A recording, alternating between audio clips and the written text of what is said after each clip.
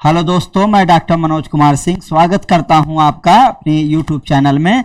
हम बात करने जा रहे हैं आज इतिहास पर। इतिहास क्या है, इतिहास का हम अध्ययन क्यों करते हैं, इतिहास जानने के साधन क्या हैं और इतिहास को किस किस तरह से पढ़ना पड़ता है।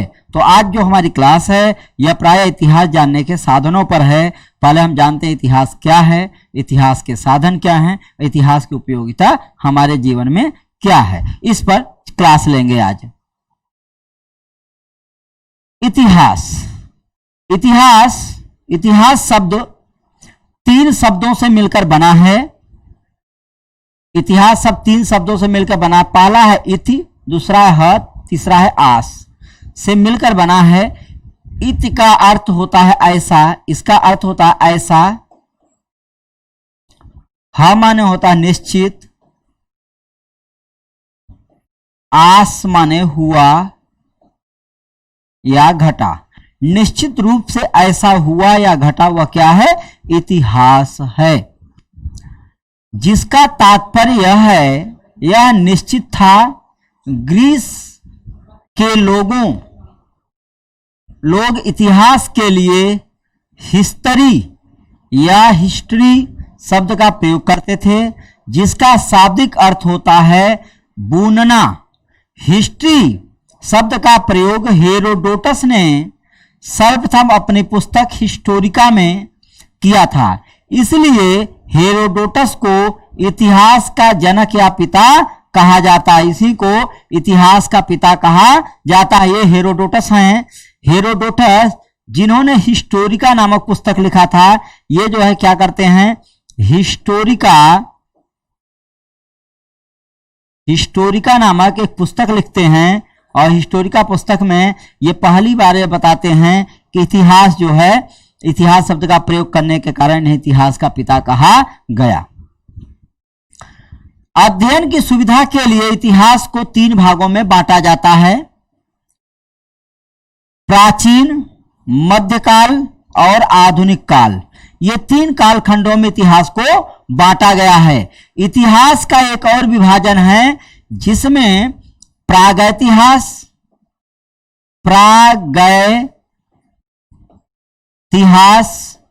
कहा गया, आदैतिहास कहा गया और फिर ऐतिहास कहा गया। ये 3 जो है इसके इतिहास के विभाजन हैं। ये जो है हम इतिहास के विकास क्रम के आधार पर इतिहास को जानते हैं। अध्ययन की सुविधा से हम इतिहास को 3 भागों में बांटते हैं, प्राचीन काल, मध्यकाल और आधुनिक काल में बांटकर हम इसका अध्ययन करते हैं। लेकिन पुरातत्वविद इसका अध्ययन जब करेगा, ऐतिहासिक, आदैतिहासिक और इतिहास के रूप में इसका अध्ययन करता है।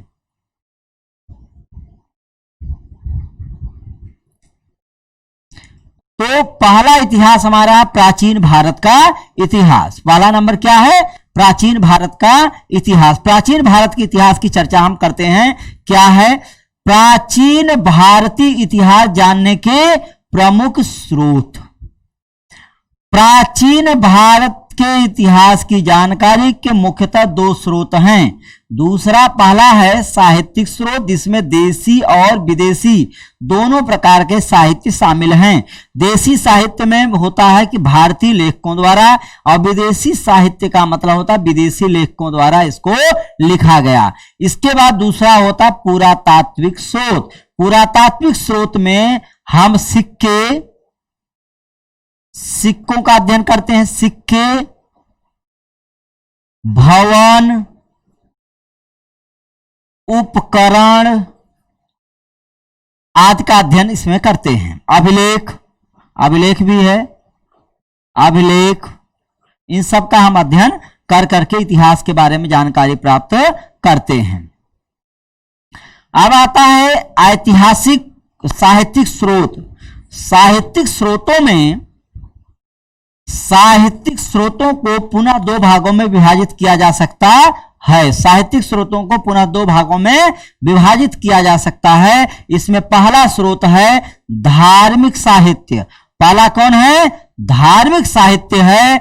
दूसरा कौन है, धार्मिक साहित्य को 2 भागों में दूसरा है धर्मेतर अथवा लौकिक साहित्य। पहला क्या है? धार्मिक साहित्य, दूसरा है धर्मेतर साहित्य। धार्मिक साहित्य को दो भागों में विभाजित किया जाता है, ब्राह्मण ग्रंथ और साहित्य। ब्राह्मण ग्रंथ और साहित्य, गैर ब्राह्मण ग्रंथ और ब्राह्मणेतर साहित्य, इस दो भागों में इतिहास को बांटा जाता है। ब्राह्मण ग्रंथ वे ग्रंथ थे जो प्रायः वैदिक और पौराणिक ग्रंथों को ध्यान में लिखकर लिखे गए थे। कुछ ऐसे भी ग्रंथ थे जो गैर ब्राह्मण मतलब वैदिक कर्म कांडों के अतिरिक्त भी कुछ लेखन कार्य हुए थे, जिसमें बौद्ध जैन धर्म के ग्रंथों को ही इसमें शामिल किया जाता है।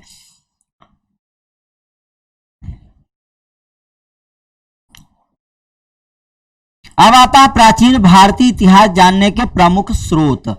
इन स्रोतों को हम ग्राफ के द्वारा देखते हैं। इन स्रोतों को हम किसके द्वारा देखते हैं?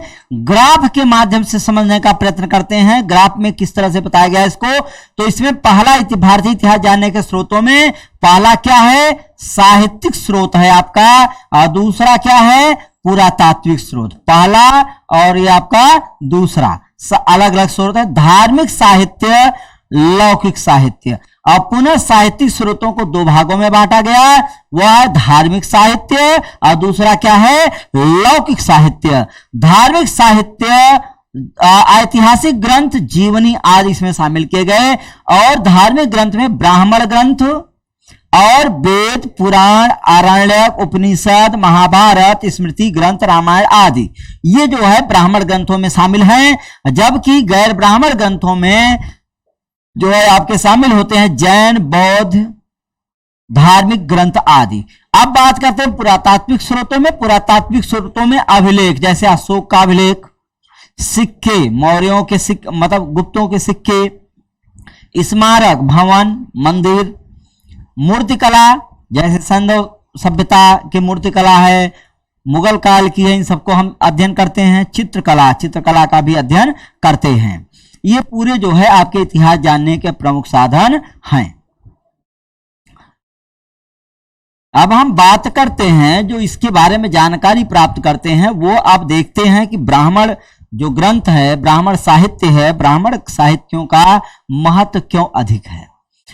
ब्राह्मण ग्रंथ प्राचीन भारतीय इतिहास की जानकारी हेतु अत्यंत महत्वपूर्ण रहे हैं।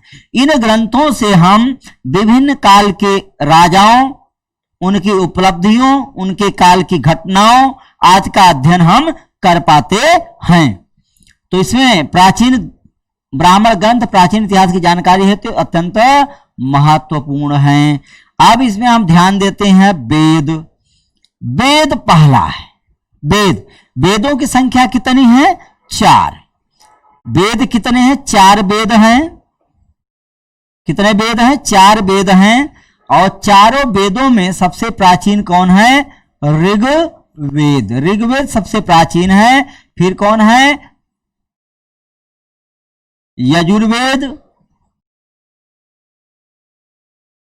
इसके बाद सामवेद, फिर अथर्ववेद। अथर्ववेद।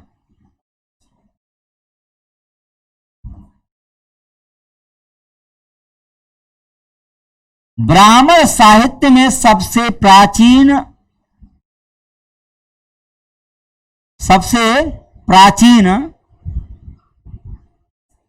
ग्रंथ जो है आर्यों के धार्मिक जीवन, सबसे प्राचीन जो है ऋग्वेद है। और ऋग्वेद जो है प्राचीन आर्यों के धार्मिक, सामाजिक, सांस्कृतिक, आर्थिक तथा राजनीतिक जीवन पर प्रकाश डालता है।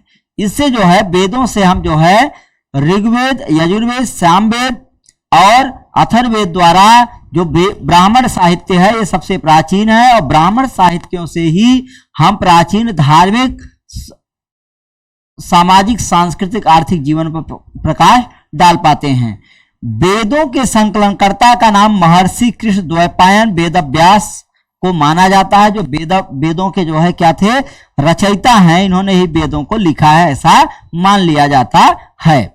वेदों की संख्या 4 है। आपको बता दें अथर्ववेद की रचना जो है अथर्वा ऋषि ने किया था। जो अथर्ववेद है इसकी रचना जो है अथर्वा एक ऋषि थे, अथर्वा ऋषि ने किया था। किसने किया था? अथर्वा ऋषि ने किया था, इसीलिए इसको अथर्ववेद कहा जाता है। अब हम बात करते हैं ब्राह्मण ग्रंथ। ब्राह्मण ग्रंथ, ब्राह्मण ग्रंथों की रचना संहिताओं की व्याख्या हेतु सरल गद्य में की गई है। ब्राह्मण ग्रंथ जो है किसमें लिखे गए? ब्राह्मण ग्रंथों की रचना जो है संहिताओं की व्याख्या हेतु गद्य में किया गया है। ब्राह्म का अर्थ है यज्ञ, ब्राह्म का अर्थ होता है यज्ञ, अतः यज्ञ के विषयों का प्रतिपादन करने वाले ग्रंथ ब्राह्मण ग्रंथ कहलाए। ऐसे ग्रंथ जो यज्ञों का अध्ययन करते हैं वे ब्राह्मण ग्रंथ कहलाए। क्या कहलाए? ब्राह्मण ग्रंथ कहलाए। और जो इसका अध्ययन नहीं करते थे वो गैर ब्राह्मण ग्रंथ कहलाए। जो यज्ञिक कार्यों का, कर्मकांडों का अध्ययन नहीं करते थे वो जो है क्या कहलाए? ब्राह्मण ग्रंथ। गैर ब्राह्मण ग्रंथ कहलाए। जो यज्ञिक क्रियाकलापों का अध्ययन करते थे उन्हें ब्राह्मण ग्रंथ कहा गया। इसमें आरण्यक है। आरण्यक क्या है? आरण्यक ब्राह्मण ग्रंथ के अंतिम भाग हैं जिसमें दार्शनिक एवं रहस्यात्मक विषयों का वर्णन किया गया है। जंगल में पढ़े जाने के कारण इन्हें आरण्यक कहा गया, क्योंकि आरण्य माने होता है जंगल, और जंगलों में पढ़े जाने के कारण इनको जो है आरण्यक ग्रंथ कहा गया। और इनकी कुल 7 आरण्यक उपलब्ध हैं। कितने आरण्यक उपलब्ध हैं? इनकी संख्या 7 है। 7 आरण्यक उपलब्ध हैं। अब अगला है आपका उपनिषद। अगला कौन है? उपनिषद। अगला है उपनिषद। उप का अर्थ है समीप, उप का अर्थ होता है समीप, और निषद का अर्थ होता है बैठना, अर्थात समीप में बैठना ही उपनिषद है। समीप में बैठना ही क्या है? उपनिषद है। अर्थात जिस रहस्य विद्या का ज्ञान गुरु के समीप बैठ कर प्राप्त किया जाता है उसे उपनिषद कहा जाता है। क्या कहा जाता है? उसे उपनिषद कहा जाता है। क्या कहा जाता है? उपनिषद कहा जाता है। जो ज्ञान गुरु के समीप बैठकर प्राप्त किया जाता है उसे हम क्या कहते हैं? उपनिषद कहते हैं। क्या कहते हैं? उपनिषद कहते हैं। वैदिक साहित्य के अंतिम भाग होने के कारण इन्हें वेदांग भी कहा गया है। उपनिषदों को ही वेदांग कहा जाता है क्योंकि ये वेदांग तो कहा गया है क्योंकि ये वेदों के अंतिम भाग होते हैं। उपनिषदों में हमें आर्यों के प्राचीनतम दार्शनिक विचारों का ज्ञान प्राप्त होता है। भारत का राष्ट्रीय आदर्श वाक्य सत्यमेव जयते, भारत का राष्ट्रीय आदर्श वाक्य आइडियल जो है क्या कहा जाता है?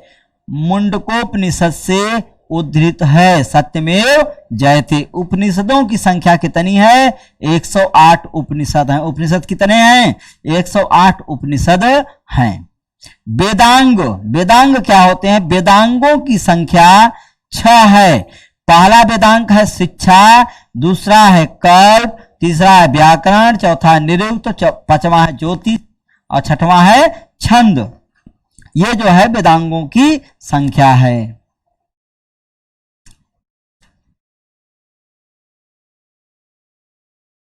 वैदिक साहित्य को अक्षुण्ण बनाए रखने के लिए सूत्र साहित्य का प्रणयन हुआ। सूत्र ग्रंथ कल्प नामक 2 वेदांग से निकले हैं। कल्प का वर्गीकरण 3 भागों में किया गया है। कल्प का वर्गीकरण कितने भागों में किया गया है? 3 भागों में कल्प का वर्गीकरण किया गया है। इसमें स्रोत सूत्र यज्ञ संबंधी नियम बताता है। ग्रह सूत्र यह जो है लौकिक साहित्य, लौकिक एवं पारलौकिक कर्तव्यों का वर्णन करता है। धर्म सूत्र जो है धार्मिक, सामाजिक एवं राजनीतिक कर्तव्यों का उल्लेख करता है। धर्म सूत्र से ही स्मृत ग्रंथों का विकास हुआ है। धर्म सूत्र से ही स्मृत ग्रंथों का विकास हुआ है। प्रमुख स्मृत ग्रंथ हैं मनु स्मृत, याज्ञवल्क्य स्मृत, पराशर स्मृति, नारद स्मृति और बृहस्पति स्मृति। मनुस्मृति को भारत की प्रथम कानूनी पुस्तक माना जाता है। मनुस्मृति जो है भारत की प्राचीनतम कानूनी पुस्तक है।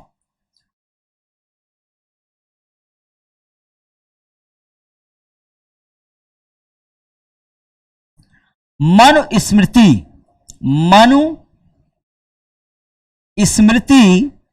मनुस्मृति सबसे प्राचीन तथा प्रामाणिक मानी जाती है। मनुस्मृति के भाष्यकार या टीकाकार हैं मेधातिथि। मेधातिथि एक विद्वान थे जिन्होंने मनुस्मृति पर टीका लिखी है। गोविंद राज ने लिखा है, भरूची ने लिखा है और कुल्लुक भट्टा ने लिखा है। याज्ञवल्क स्मृति के टीकाकार हैं जिनका नाम है विश्वरूप। विश्वरूप विज्ञानेश्वर तथा अपरातिक है। ये तीनों जो है याज्ञवल्क स्मृति पर टीका लिखने वाले हैं। व्याकरण ग्रंथों में सबसे महत्वपूर्ण पाणिनि कृत जो है अष्टाध्यायी है। पाणिनि जो है नंद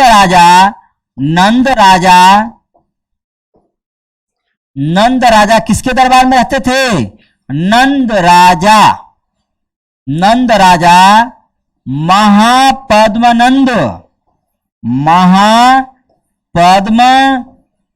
के दरबार में रहते थे। ये महर्षि पाणिनि और पाणिनि ने ही भगवान शिव को प्रसन्न किया और प्रसन्न करने पर भगवान शिव जो है डमरू बजाते हैं और जो डमरू बजाए डुक डुक डुक की आवाज किए, उसी से 14 माहेश्वर सूत्रों का उद्भव हुआ और 14 माहेश्वर सूत्रों से ही 43 प्रत्याहारों का जन्म हुआ।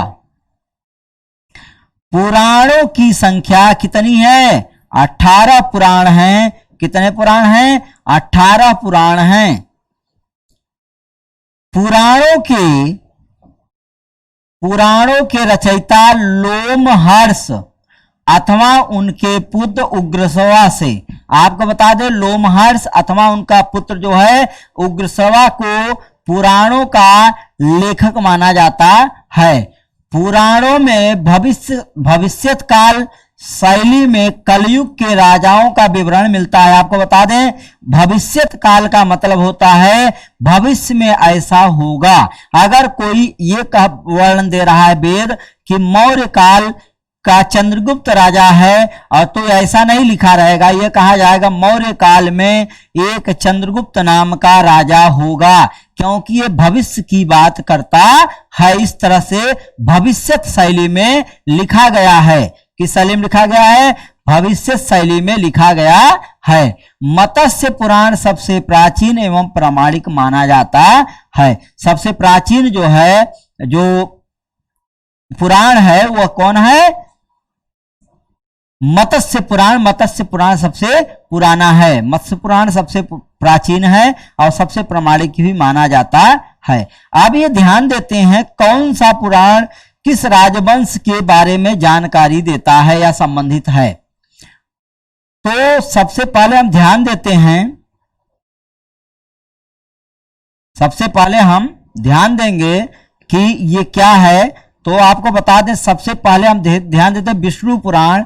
विष्णु पुराण मौर्यों के बारे में जानकारी देता। प्रश्न पूछता है कि मौर्यों के बारे में जानकारी देने वाला पुराण कौन सा है, तो जान लीजिए मौर्यों की जानकारी देने वाला जो पुराण है वह क्या है? विष्णु पुराण है।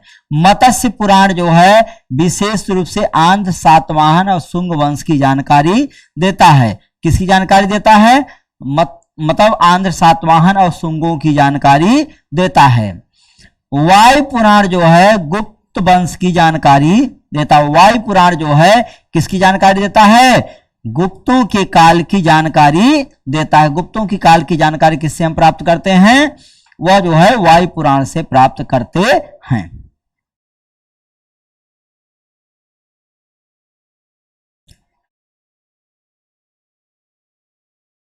महाकाव्य वैदिक साहित्य के बाद धार्मिक साहित्य में रामायण महाभारत जैसे महाकाव्यों की रचना हुई। दो महाकाव्य महत्वपूर्ण है, रामायण और महाभारत। रामायण की रचना महर्षि वाल्मीकि ने की थी। महाभारत की रचना महर्षि वेदव्यास ने की थी। महाभारत में 1,00,000 श्लोक हैं, जिसके कारण इसे शतसहस्त्र संहिता कहा जाता है। महाकाव्यों से प्राचीन भारतवर्ष की सामाजिक, धार्मिक, राजनीतिक दशा की जानकारी मिलती है। अब आप सोचते होंगे कि रामायण जो है किस तरह से प्राचीन कला और संस्कृति की जानकारी देता है। तो आपको बता दें, निश्चित रूप से रामायण से आप जानकारी प्राप्त कर लेते हैं। जैसे आपने देखा होगा कि रामायण में सीता का स्वयंवर प्रथा हुई, इससे यह पता चलता है कि समाज में स्वयंवर प्रथा प्रचलित थी। राजा दशरथ की 3 रानियां थी, इससे पता चलता है कि समाज में बहुपत्नी प्रथा प्रचलित थी। और रावण जैसे दुष्ट अत्याचारी जो स्त्रियों का अपहरण करते उनके लिए मृत्युदंड का प्रावधान भी किया गया। तो स्त्री का हरण जो है मृत्युदंड के समान माना जाता था। इस तरह की पूरी जानकारी जो है इतिहास से हमें प्राप्त होती है रामायण काल से। महाभारत में देखिए द्रौपदी के 5 पति थे, इससे पता चलता है कि समाज में जो है बहुपति विवाह भी प्रचलित हो गया था।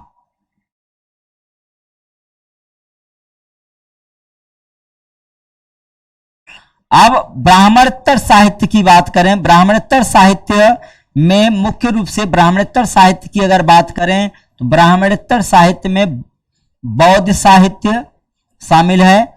सबसे प्राचीन बौद्ध ग्रंथ है त्रिपिटक है।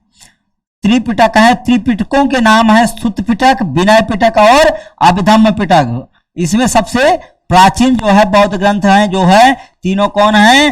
सुत्त पिटक, विनय पिटक एवं अभिधम्म पिटक। सुत्त पिटक को बौद्ध धर्म का इनसाइक्लोपीडिया कहा जाता है। सुत्त पिटक को बौद्ध धर्म का इनसाइक्लोपीडिया कहा जाता है। क्या कहा जाता है? इनसाइक्लोपीडिया। इनसाइक्लोपीडिया एक जो है जानकारी का गूगल पर उपलब्ध एक बहुत बड़ा खोजी सॉफ्टवेयर है जो है किसी तरह की जानकारी देता है इनसाइक्लोपीडिया। तो इसलिए जानकारी देता है किसके बारे में? बौद्ध धर्म के बारे में इनसाइक्लोपीडिया का काम करता है। जातकों में बुद्ध के पूर्व जन्मों की कथाएं हैं। प्राचीन बौद्ध ग्रंथ पाली भाषा में हैं। दीपवंश एवं महावंश में से मौर्यकालीन इतिहास की जानकारी प्राप्त होती है। संस्कृत में लिखित महावस्तु एवं ललित विस्तार से महात्मा बुद्ध की जीवन चरित्र मिलता है। आपको बता दें संस्कृत में लिखित महावस्तु एवं ललित विस्तार से महात्मा बुद्ध के जीवन चरित्र की जानकारी प्राप्त होती है। अब जैन साहित्य की बात करें तो जैन साहित्य को आगम कहा जाता है। जैन साहित्य को क्या कहा जाता है? आगम कहा जाता है। भगवती सूत्र में महावीर के जीवन चरित्र पर प्रकाश पड़ता है। आपको बता दें महावीर जो है इसके अंतिम तीर्थकर थे। क्या थे? अंतिम तीर्थकर थे जैन धर्म के। जैन धर्म का प्रारंभिक इतिहास कल्पसूत्र से ज्ञात होता है। कल्पसूत्र की रचना भद्रबाहु ने की थी। जैन ग्रंथों की रचनाएं प्राकृतिक भाषा में हुई थी। सबसे महत्वपूर्ण जैन ग्रंथ हेमचंद्रकृत परशिष्ट पर्वन है। परशिष्ट पर्वन जो है हेमचंद्रकृत जो है सबसे प्राचीनतम ग्रंथ माना जाता है। जैन ग्रंथों का संकलन अंतिम रूप से 6ठी शताब्दी में गुजरात के वल्लभी नगर में हुआ था। वल्लभी जो है शिक्षा का प्रमुख केंद्र भी बन गया था प्राचीन काल में। बाद में लौकिक साहित्य की बात करते हैं। लौकिक साहित्य के अंतर्गत ऐतिहासिक एवं अर्ध ऐतिहासिक अर्ध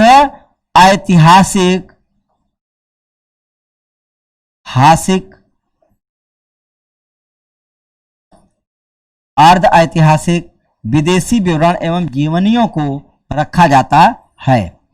ऐतिहासिक रचनाओं में कौटिल्य की अर्थशास्त्र का महत्वपूर्ण स्थान है। कौटिल्य का नाम ही विष्णुगुप्त, इसका जो है विष्णुगुप्त नाम था और यह बहुत ही प्रसिद्ध था। अर्थशास्त्र को महाभारत का पहला राजनीतिक ग्रंथ कहा जाता है। अर्थशास्त्र को भारत का पहला राजनीतिक ग्रंथ माना जाता है। इससे पहले कोई भी राजनीतिक ग्रंथ नहीं थे। अर्थशास्त्र मौर्यकालीन इतिहास एवं राजनीतिक ज्ञान के लिए महत्वपूर्ण स्रोत है। इसके अतिरिक्त विशाख दत्त कृत मुद्रा राक्षस, सोमदेव कृत कथा सरिसागर, क्षेमेंद्र कृत बृहद कथा मंजरी भी महत्वपूर्ण स्रोत हैं। कल्हड़ द्वारा रचित राज तरंगिणी से 11वीं शताब्दी के कश्मीर का इतिहास ज्ञात होता है। कहाँ का इतिहास ज्ञात होता है? कश्मीर का इतिहास ज्ञात होता है। विदेशी यात्रियों के विवरण, अब इनका महत्व देखते हैं। विदेशी यात्रियों का जो विवरण है, इसका महत्व हमारे लिए कितना है, इसकी जानकारी हम प्राप्त करते हैं। तो इसमें यूनानी रोमन लेखक, यूनानी एवं रोमन लेखक टेसियस ईरान का राजवैद्य था। हेरोडोटस की पुस्तक हिस्टोरिका से 5वीं-6वीं शताब्दी ईसा पूर्व और भारत फारस के संबंध का उल्लेख मिलता है। हेरोडोटस जो है, ये जो है इतिहास का पिता था। क्या था? इतिहास का पिता था। सिकंदर के समकालीन नियार्कस, आनेसिक्रिटस, अरिस्टोबुलस का विवरण अत्यधिक प्रमाणिक एवं विश्वसनीय माना जाता है। सिकंदर के बाद के लेखकों में 3 राजदूतों का बहुत ही बड़ा महत्व है जो यूरोप से भारत में आए। उनमें जो है पहला था, इनमें पहला जो था उसका नाम था, कौन था पहला? जो पहला था उसका नाम था जो है मेगस्थनी, जो सिकंदर के चंद्रगुप्त मौर्य सिकंदर के बाद चंद्रगुप्त मौर्य के दरबार में आया था। जो सिकंदर के राजदूत सेल्यूकस निकेटर का राजदूत था जो भारत में भेजा गया। डायमेकस आया, इसके बाद डायनोसियस आया। इनका महत्व है, उल्लेखनीय है कि सेल्यूकस निकेटर का राजदूत मेगास्थनीज चंद्रगुप्त मौर्य के दरबार में आया था। मेगास्थनीज ने अपनी पुस्तक इंडिका में मौर्य युगीन समाज एवं संस्कृति का वर्णन किया है। डायमेकस जो है सीरिया नरेश एंटियोकस का राजदूत था जो बिंदुसार के दरबार में आया था। डायोनियस मिस्र नरेश टॉलमी फिलाडेल्फस का राजदूत था जो अशोक के दरबार में आया था। टालमी ने 2री शताब्दी में ज्योग्राफी नामक पुस्तक भी लिखी। आपको बता दें, टॉलमी ने ज्योग्राफी की एक पुस्तक लिखी थी जिसकी परिभाषा है, भूगोल वह आभामय विज्ञान है जो पृथ्वी की झलक स्वर्ग में देखता है। यह भूगोल को एक आभामय विज्ञान बताता है जो पृथ्वी की झलक स्वर्ग में देखता है। टालमी की ही परिभाषा है। प्लिनी ने 1म शताब्दी में नेचुरल हिस्ट्री, प्लिनी की रचना है जिसका नाम है नेचुरल हिस्ट्री नामक पुस्तक लिखी थी। नेचुरल हिस्ट्री में पेड़ पौधे, खनिज पदार्थों, भारतीय पशुओं आदि का उल्लेख मिलता है। जैसा कि नाम से पता, नेचुरल मीन्स क्या होता है? प्राकृतिक चीजें। नेचुरल हिस्ट्री अर्थात जीव जंतुओं वनस्पतियों के बारे में लिखने का पहला प्रयत्न इसका था।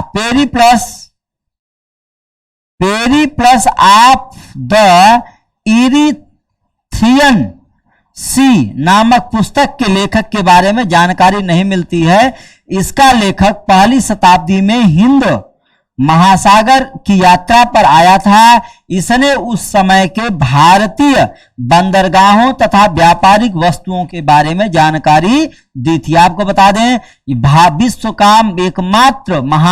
विश्व का एकमात्र ये महासागर है जिसका नाम किसी देश के नाम पर रखा गया है। यह पहला महाभारत है, पहला महासागर है जिसका नाम किसी देश के नाम पर रखा गया है। इसके पहले और कोई भी ऐसा महासागर नहीं है जिसका नाम किसी देश के नाम पर रखा गया हो। अब इसके बाद देखते हैं पेरी प्लस आंध्रसी नामक पुस्तक पेड़ पौधों के बारे में जानकारी देता है। यह यात्रा पर आया था। इसने उस समय के भारतीय बंदरगाहों, ये जो है भारतीय बंदरगाहों, व्यापारिक वस्तुओं के बारे में जानकारी देता है।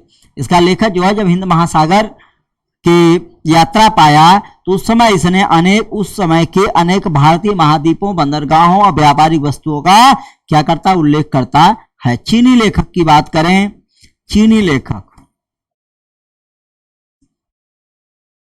फाह्यान 5वीं शताब्दी में चंद्रगुप्त द्वितीय के समय भारत आया था।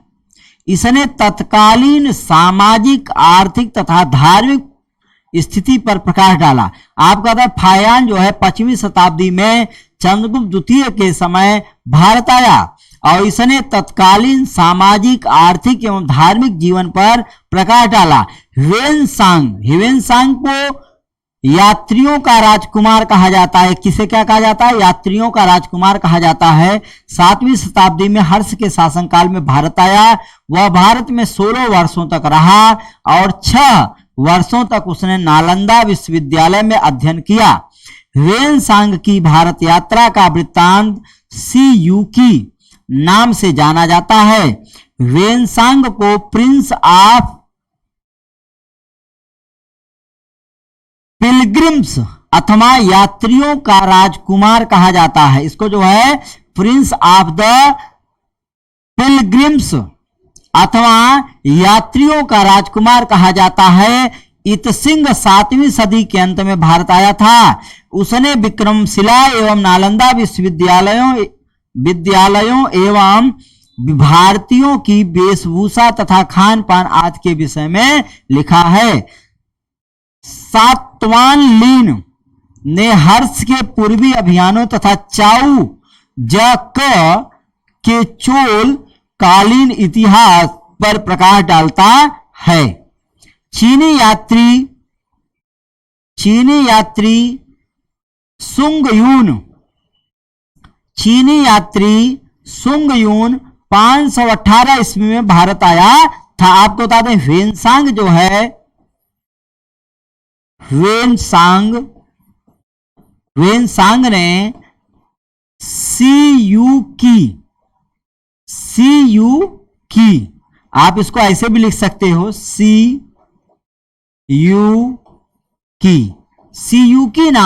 सीयूकी नाम से भारत का अध्ययन किया। पूछ लेता है कि ह्वेनसांग ने भारत का वर्णन किस नाम से किया है, तो आप याद कर लिए सीयूकी के नाम से। आप देखते हैं अरबी लेखक। आपको एक बात बता दें, अगर यूपीएससी की तैयारी आप कर रहे हैं तो बहुत जरूरी है। आपको बता दें 2018 के पेपर में अरबी और चीनी यात्रियों के विवरण को इतिहास में पूछ लिया था। मेंस के क्वेश्चन में पूछा था, अरबी और चीनी यात्रियों के विवरण का महत्व बताइए, ये पूछा था क्वेश्चन। अब देखते हैं अलबरूनी। अरबी लेखकों में अलबरूनी 11वीं शताब्दी में महमूद गजनवी के साथ भारत आया था। आपको बता दें जो ये अलबरूनी था एक बंदी था। क्या था? एक बंदी था, अपराध के लिए बंद किया गया था, यह युद्ध बंदी था। इसे भारत आने का मौका तभी मिला क्योंकि बंदी के साथ ही आया था। उसने तहकीक ए हिंद अथवा किताब उल हिंद नामक ग्रंथ की रचना की, जिसमें राजपूत कालीन समाज, धर्म और रीति रिवाजों के बारे में जानकारी प्राप्त होती है। अलबरूनी जो है ज्योतिष गणित, विज्ञान, अरबी, फारसी तथा संस्कृत का अच्छा ज्ञाता था।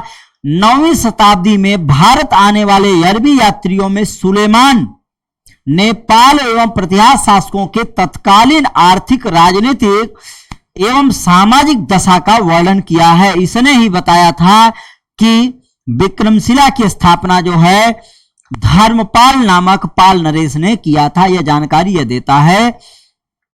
बगदाद से भारत की यात्रा पर आने वाले यात्रियों में अल मसूदी ने राष्ट्रकूट प्रतिहार शासकों के बारे में जानकारी देता है।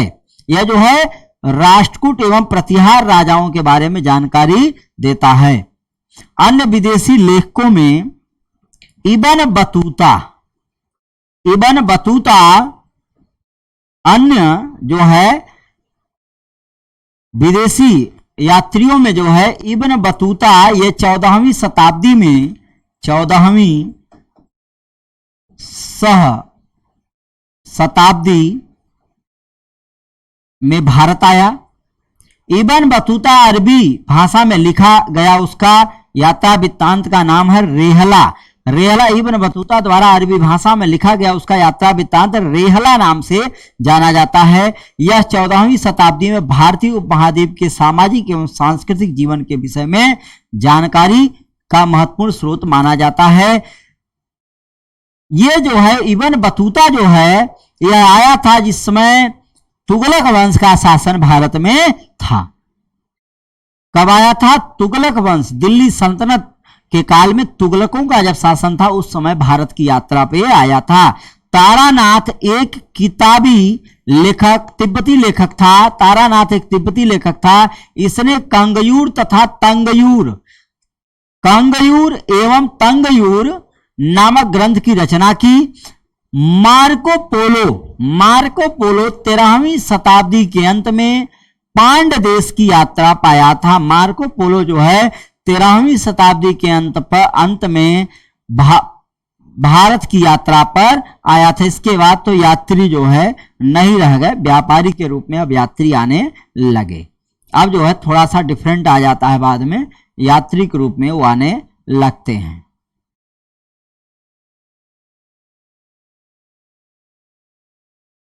पुरातात्विक स्रोतों की बात करें तो प्राचीन काल में प्राचीन भारत के अध्ययन के लिए पुरातात्विक सामग्रियां सर्वाधिक प्रामाणिक हैं।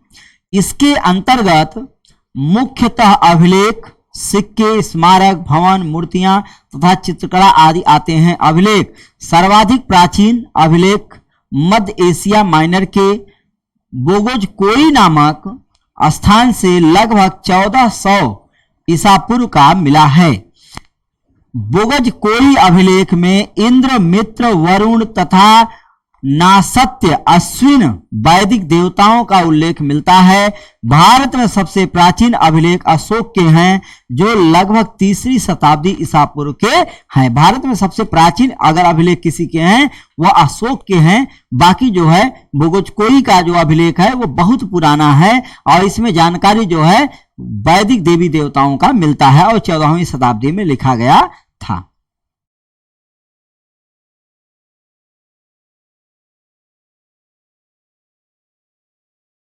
मास्की, गुर्जरा, निट्टर, उडगेलम से प्राप्त अभिलेखों में अशोक के नाम का स्पष्ट उल्लेख है। अशोक के अभिलेख मुख्यतः ब्राह्मी, खरोष्टी, यूनानी तथा अरामेइक लिपियों में मिलते हैं। यवन राजदूत हेलियोडोरस के बेसनगर विदिशा मध्य प्रदेश के प्रांत से गरुड़ स्तंभ मिला हुआ है। ये जो हेलियोडोरस जो है तक्षशिला का निवासी था और शताब्दी ईसा पूर्व में भारत में भागवत धर्म के विकसित होने का साक्ष्य मिलता है। सहगौरा, आपको बता दें सहगौरा अभिलेख गोरखपुर, यह जो है गोरखपुर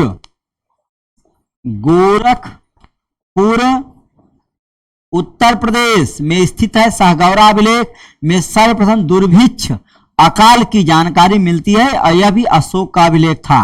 मंदसौर अभिलेख मंदसौर मध्य प्रदेश में है से रेशम बुनकर श्रेणियों का उल्लेख मिलता है। इसमें रेशम को बुनने वाली श्रेणियों का उल्लेख मिलता है। पर्सिपोलिस एवं बेहस्तून अभिलेखों से पता चलता है कि ईरानी सम्राट दारा ने सिंधु नदी की घाटी पर अधिकार कर लिया था। पर्सिपोलिस एवं बेहिस्तून अभिलेखों से पता चलता है कि ईरानी सम्राट दारा ने सिंधु नदी घाटी पर अधिकार कर लिया था।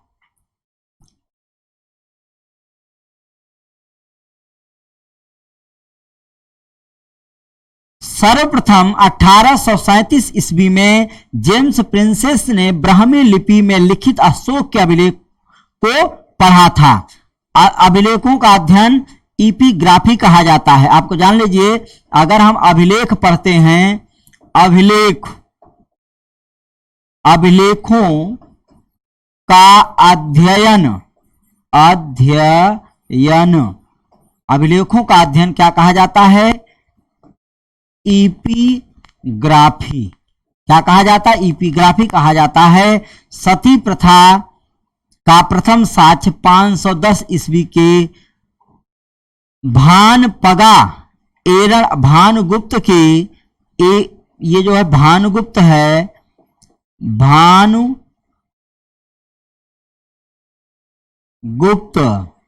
के एरण अभिलेख से प्राप्त होता है। सती प्रथा का पहला यह लिखित विवरण है।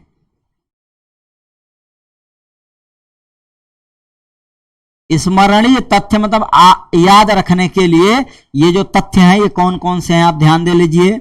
आपको बता दें कुछ अभिलेख हैं, उन राजाओं का संबंध बताया गया है। हाथी गुफा अभिलेख, हाथी गुफा अभिलेख ये जो है कलिंग राजा खारवेल का है। कलिंग जो है खारवेल का राजा था और खारवेल जो है कलिंग का राजा था और इसने जो है यह महामेघवाहन तथा जो है चेदी नरेश था। ये जूनागढ़ गिरनार अभिलेख रुद्रदामन से संबंधित है और इसमें सुदर्शन झील के निर्माण का वर्णन है। नासिक अभिलेख गौतमी पुत्र बलश्री का है, यह फेमस है। प्रयाग प्रशस्ति समुद्रगुप्त का है। मंदसौर अभिलेख मालवा नरेश यशोवर्मन का है। एहोल अभिलेख पुलकेशिन द्वितीय का है, बहुत फेमस है। ग्वालियर अभिलेख जो है प्रतिहार नरेश भोज का है। भीतरी तथा जूनागढ़ अभिलेख स्कंदगुप्त का है। और देवपाड़ा का जो अभिलेख है, देवपाड़ा का जो अभिलेख है बंगाल शासक विजयसेन का है। जान लीजिए ऐसे अभिलेख हैं जिनसे बहुत बड़ी जानकारी प्राप्त होती हैं, ये अभिलेख हैं। सिक्कों की बात करें तो प्राचीन काल में सिक्के बनाए जाते थे और सिक्के किसके बने होते थे उसको देखते हैं हम। सिक्कों का अध्ययन न्यूमिस्मेटिक्स क्या कहा जाता है? न्यूमिस्मेटिक्स कहा जाता है सिक्कों का अध्ययन। ये सिक्कों का अध्ययन क्या कहा जाता है? न्यूमिस्मेटिक कहा जाता है। प्राचीन काल में सिक्के तांबा, चांदी, सोना, सीसा धातु से बनाए जाते थे। भारत के प्राचीनतम सिक्के आहत सिक्के थे। आहत सिक्कों को आहत सिक्का क्यों कहा गया? आपको बता दें ये लोहे की चद्दरों को पीट पीट कर बनाए जाते थे। बार बार पीटने के कारण इसमें क्या होता था? कंपन होता था और कंपन होने के कारण ये जो कंपन होता था, कंपन होने पर ये ऐसा लगता था घबरा गया है और घबरा जाने के कारण ही इनको क्या कहा गया? आहत सिक्के कहा गया। क्या कहा गया? आहत सिक्के कहा गया क्योंकि ये कंपन होता था। और जो ईसापूर्व 5वीं शताब्दी के थे इसमें ठप्पा मारकर बनाए जाते थे, इसीलिए इन्हें पंचमार्क भी कहा गया। क्या कहा गया? पंचमार्क भी कहा गया है। क्या कहा गया? पंचमार्क कहा गया। पंचमार्क सिक्के होते थे, आहत या पंचमार्क सिक्के इनको कहा गया। जाने के कारण भारतीय भाषाओं में आहत मुद्रा भी कहते हैं। सातवाहनों ने शीशे के तथा गुप्त शासकों ने सोने के सर्वाधिक सिक्के चलाए। सातवाहनों ने शीशे के, जबकि जो है गुप्त शासकों ने सोने के सर्वाधिक सिक्के जारी किए। सर्वप्रथम लेख वाले स्वर्ण सिक्के हिंद, यूनानी, इंडो ग्रीक शासकों ने चलाए। आपको बता दें सबसे विशुद्ध सोने का सिक्का जो है चलाने वाला शासक था जिसका नाम था बिमकटफिसस।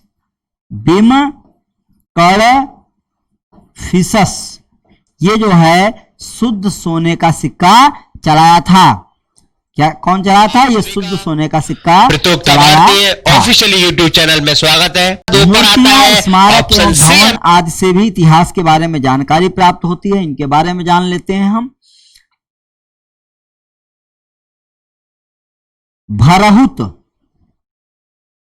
भरहुत,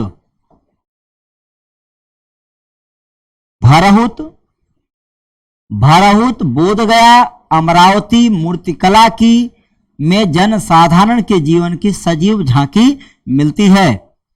महलों एवं मंदिरों की शैली से वास्तुकला के विकास का पर्याप्त प्रकाश पड़ता है। दक्षिण पूर्व एशिया व मध्य एशिया से प्राप्त मंदिरों स्तूपों से भारतीय संस्कृति के प्रसार पर प्रकाश पड़ता है। अजंता, एलोरा आदि के चित्रों में मानवीय भावनाओं की सुंदर अभिव्यक्ति मिलती है। बता दें विदेशों में महत्वपूर्ण मंदिरों में आपको बता दें अंकोर वाट का मंदिर है। अंकोर वाट, अंकोर वाट का जो मंदिर है वो कहाँ है? कंबोडिया में है। कंबोडिया, कंबोडिया में है। यह विश्व का सबसे बड़ा मंदिर है और ये वैष्णव धर्म के लिए बनाई गई है। अब इतिहास का विभाजन, इतिहास के विभाजन की बात करते हैं हम। किसकी बात करते हैं?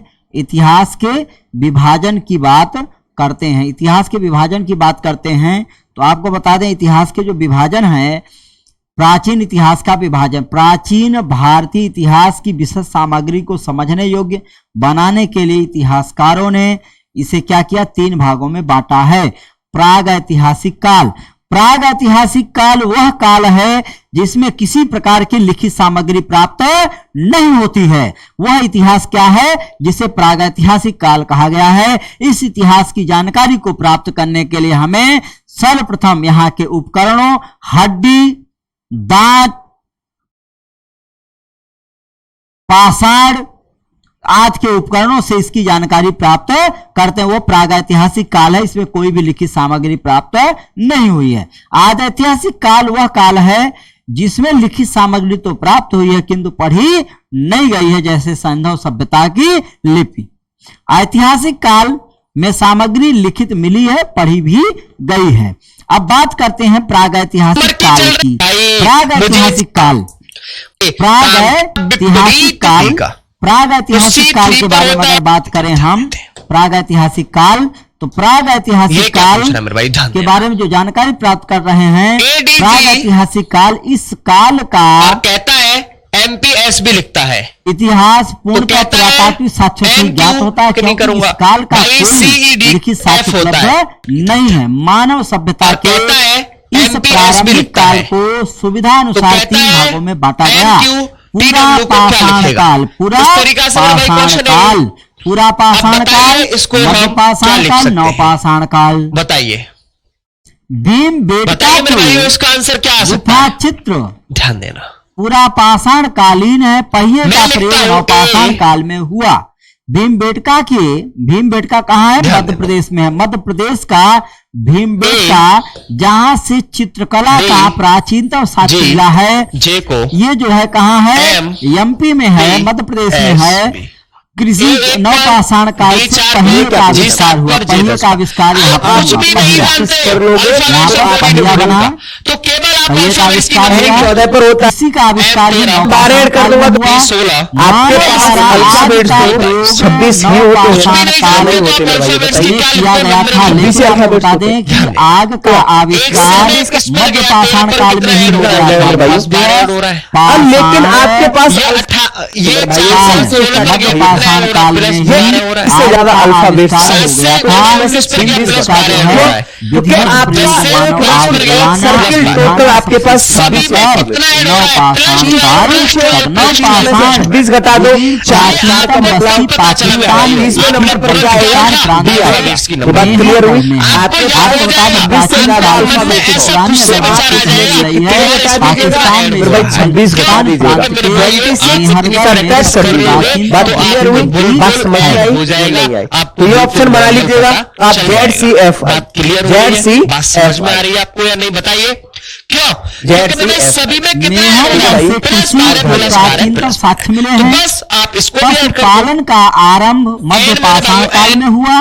क्यों? पशुपालन के साक्ष्य भारत में आदमगढ़, एन 14 पर होता है। होशंगाबाद, कभी कभार क्या होता है, आदमगढ़, होशंगाबाद, हमको अल्फाबेट्स का कुछ करना ही नहीं होता। भीलवाड़ा, राजस्थान से प्राप्त हुए हैं। ठीक है भाई, मध्य अब ध्यान देना पाषाण कालीन महदहा, प्रतापगढ़ उत्तर प्रदेश से हड्डी अब और इसका पूछ रहे हैं, ध्यान देना। कभी कभार क्या होता है, हुए हैं। मानव कंकाल के साथ कुत्ते, मानव कंकाल के साथ एन 14 पर होता है। गुर्ज क्यों होम 17 पर होता है? जम्मू 30 पर कश्मीर होता से है, प्राप्त डब्ल्यू 30 पर हुआ। ये जो है पूरा अब इसको बाहर ऐड कर दूंगा। जिसका नाम है बुर्ज होम। बुर्ज होम से 14 में मानव के साथ अगर 12 ऐड कर दूंगा बनाया गया तो था। ध्यान इससे देना। पता चलता 14 है और 12 कि कितना हो किसी जाएगा भाई? मनुष्य 26 के हो मर जाएगा। जाने पर उसका 26 प्रिय होगा, नहीं होगा। पालतू पशु भी इसमें एक साथ मैं दफना दिया जाता है। 12 ऐड हो रहा था। इसमें गर्तवास 12 ऐड, इसमें मेरे पास 12 गर्तावास ऐड के हो रहा साथ था, भी इसमें भी 12 ऐड से हो रहा प्राप्त था। हुए। अब मैं इसमें गर्तावास 12 मतलब ऐड कर गड्ढे में दूंगा घर बनाया तो क्या बन जाना। जाएगा मेरे भाई? इसे 29 गर्त बन बोलते हैं। जाएगा। क्या बोलते हैं? गर्त। इसमें 12 ऐड कर दूंगा तो 32 बन गर्त जाएगा। बोलते हैं। और गर्त इसमें में 12 घर बनाया ऐड कर जाता दूंगा था। तो क्या इस बन तरह जाएगा? से अच्छा, गुड मॉर्निंग को कैसे लिखते हो आप शॉर्ट फॉर्म में? मामला ठीक देखिए। है, ये प्राप्त हुए। Good night. आज कहीं ऐतिहासिक काल की मामला अब बात आपका करते ये हुआ हैं। कितना ऐड हो रहा है कि ये प्लस? में आज ऐतिहासिक काल। जब सभी में प्लस प्लस 3 ऐड हो रहा आज है ऐतिहासिक तो इसमें भी तो मैं लेकिन प्लस 3 ऐड आपके करूंगा। साल नहीं में करूंगा। अल्फाबेट भाई में इसी छब्बीस चीज का होते हैं। पूछ रहा था। विकास आपके पास तीन होता पर था। होता है, ये 5 पर होता है, छब्बीस चार पर होते होता हैं है। को पढ़ने मैंने में ये अभी 3 में 3 ऐड किया 6 हो गया। सफलता 5 में 3 ऐड किया 8 हो गया। साल 4 में 3 ऐड किया 7। इतिहास की जानकारी 6 पर क्या होता है? इसका मतलब 8 पर क्या होता है? एच होता है। 26 और होता है। क्या होता है? हड़प्पा सभ्यता एस को एच जी। इस्तेमाल में रखा जाता है। बात क्लियर है? वैदिक 26 एवं हटा दीजिए। कृष्ण लोहित मेदभांड संस्कृति अब कृषि एक काल राउंड से कभी कभार क्या होता है? 26 का होता है। NBW ये काल 19 में हमको आ अल्फाबेट से जाता है। चल रहा ही नहीं, ऐतिहासिक। इसमें से 26 इसके बाद आता है तो इसका मतलब ऐतिहासिक पता चल काल। जाएगा। आप 32 में से 26 घटा दो तो उसका पता चल क्या जाएगा। आएगा? भाई इसका मतलब तो 26 का 26 ही इसके बाद जो है रहेगा। आपको हम ये इसके 26 बारे का में और 26 विस्तार से रहेगा। बताएं, संदर्भ 26 सभ्यता जब घटा दो पढ़ाएंगे 3 आ जाएगा। तो फिर और इसमें अच्छा से 26 देखेंगे। सेपरेट कर दोगे ऐतिहासिक आप, काल। तो क्या आ जाएगा मेरे भाइयों? ये 6 इस काल की जानकारी हेतु साहित्यिक, पुरातात्विक, विदेशी यात्रियों के विवरण का वर्णन मुख्य छह। रूप से स्रोत माना इसमें जाता से है। 26 अल्फाबेट्स जिसका घटा दो अध्ययन तो आप कितना ऊपर हो जाएगा मेरे कर भाइयों? चुके 9 हैं। हो जाएगा। 26 पर क्या होता है? ताम्र जेड। 3 पाषाण पर क्या होता है? काल। सी। ताम्र पाषाण 6 पर काल क्या क्या? होता है? एफ। और इस अब इतिहास 9 पर क्या जानने होता के है? स्रोत के रूप में F, ताम्र पाषाण काल के Z, बारे में हम अध्ययन करते हैं। CFI कहीं पर है ये क्या? क्या है? नहीं है मेरे भाइयों। जब नहीं है तो जिस फिर इस काल क्वेश्चन में को कैसे मनुष्य सॉल्व ने करें? पत्थर आप देखो एवं ध्यान तांबे देना। के औजारों के साथ भाई ए का मेरे साथ पर साथ भाई प्रयोग प्लस किया, 12 हो रहा है। उस D4 काल पर को B16 ताम्र पर पाषाणी प्लस काल 4 अथवा 12 ऐड हो रहा है। G7 पर S19 पर काल, भाई 19 में से 7 घटाओगे 12 बचेगा, आपको ही पता है। चारकोलिथिक काल भी बोलते हैं। और एक चीज ध्यान दो, चार 22 पर है, इसमें से भी J10 पर होता है 12। लिथिक तो सभी पे मेरे भाई प्लस 12 काल। ऐड हो रहा है, तो या हम आप 12 कह सकते ऐड ही हैं तो करेंगे। तो चारकोलिथिक मेरे पास काल भाई यही कहा तो गया। ऑप्शन बन के आ जाएगा। सर्वप्रथम तांबा धातु का प्रयोग औजारों को बनाने में किया गया था। इस काल में भारत में ताम्र पाषाण काल अवस्था के मुख्य क्षेत्र दक्षिण पूर्वी राजस्थान का आहार एवं गुलिंद, पश्चिमी मध्य प्रदेश का मालवा, कायथा और एरण, इसमें 23 पश्चिमी प्लस 12 महाराष्ट्र हो जाएगा तथा 35। दक्षिण पूर्वी लेकिन भारत आपके है। पास अल्फाबेट्स मालवा, में 26 ही होते हैं। मृदभांड, 26 से ताम ज्यादा कैसे बता पाषाण पाओगे? मृदभांडों में 26 से ज्यादा तो आप बता उत्कृष्टतम नहीं माने पाओगे। गए तो हैं। 26 से ज्यादा जोड़ में बताने के लिए उसका 26 से स्थल ज्यादा सबसे अल्फाबेट्स बड़ा आए तो दैमावाद उसमें से है। 26 घटा दो। आहार क्यों? का क्योंकि प्राचीनतम नाम आपका एक राउंड एक ताम्रवती सर्किल था। पे आहार तो का आपके पास प्राचीनतम 26 नाम क्या था? अल्फाबेट्स आहार एक होते हैं। संस्कृति है। 30 पर जोड़वे, पूछे तो कायथा, 30 में से जोड़वे, 26 घटा दो, मालवा 4 और का आहार, ये मतलब सभी दिया है। ताम्रपाषाणी 30वें संस्कृति नंबर हैं। पर क्या आएगा? अर्थात डी आएगा। ताम्रावली ये बात क्लियर हुई? आपके जगह पर पास ये है। 26 से ज्यादा महाराष्ट्र अल्फाबेट्स हो मृतकों तो को आप उसमें से अस्थि कलश कितने में घटा रखकर दीजिएगा? घरों के मेरे भाई फर्श के 26 नीचे घटा दीजिएगा। गाड़ा जाता था। 26 यह जानकारी सब्ट्रैक्ट कर मिलती है। दीजिएगा। बात क्लियर कायथा हुई? के बात समझ में आई? मृदभांडों नहीं पर आई? तो ये ऑप्शन बना प्राक लीजिएगा आप। हड़प्पन ZCFI हम नृत्य संस्कृति का प्रभाव दिखाई देता है। ZCFI। ठीक है भाइयों, अब ध्यान देना आगे की तरफ। अब ध्यान देना। सभी कभी ताम्र कभार क्या होता पाषाण है? समुदाय चाकू पर हमको बने काले अल्फाबेट्स का एवं कुछ लाल करना ही नहीं मृदभांडों का होता। प्रयोग करते थे। सबसे बड़ी उसमें प्लस ताम्र वन, निधि प्लस मध्य माइनस, न प्रदेश कुछ। से कभी कुछ गुंगेरिया करने की से जरूरत प्राप्त नहीं होती। होती है। मनुष्य द्वारा ध्यान देना। क्रमशः तांबा, क्या कांसा आपको और लोहा धातु का प्रयोग किया गया। ऐसा कुछ नजर मनुष्य ने दिखाई सबसे दे रहा पहले है तांबा कि का जो प्रयोग ये किया, अल्फाबेट से फिर यही कांसा का रिपीटेशन हो रहा प्रयोग है। किया, फिर लोहा का प्रयोग भाई किया इन्हीं चीजों का और फिर जो रेपिटेशन हो है रहा है, आपको ध्यान आदमी दिखाई दे लोहे रहा का होगा। प्रयोग कर रहा है। यूपी तो एसईटी सोना चांदी का एसईटी प्रयोग किया यूपी जाने इन्हीं का अल्फाबेट्सों का यूज हो रहा है ठीक कि नहीं हो रहा है? तो ये बताइए। आपका जो है जब अभी इन्हीं तक का का केवल इतिहास घुमा था। फिर के आगे इसके दे बाद रखा जो हो, है हम तो लोग जो आप है एक चीज अगले देख लेना, क्लास में कहीं इसके ऐसा तो नहीं है बारे में कि अध्ययन उन्हीं वालों करेंगे। का कहीं ना तब तक कहीं के यूज हो लिए रहा है। आप जो है ध्यान अपने देना मेरे इस भाइयों। क्लास को यूपी देखें, रिवीजन करें, हमारे SET, चैनलों को सब्सक्राइब यूपी करें, SET, लाइक करें और SET, शेयर करें यूपी। और कमेंट करके भाइयों अपनी मैंने क्या जानकारी किया और ज्यादा कि देखो ये बढ़ाएं। बीच वाला था, जय ये हिंद, वाला है, मिलते हैं यूपी अगली एसईटी, क्लास। अब यहां पर SET यूपी, इसने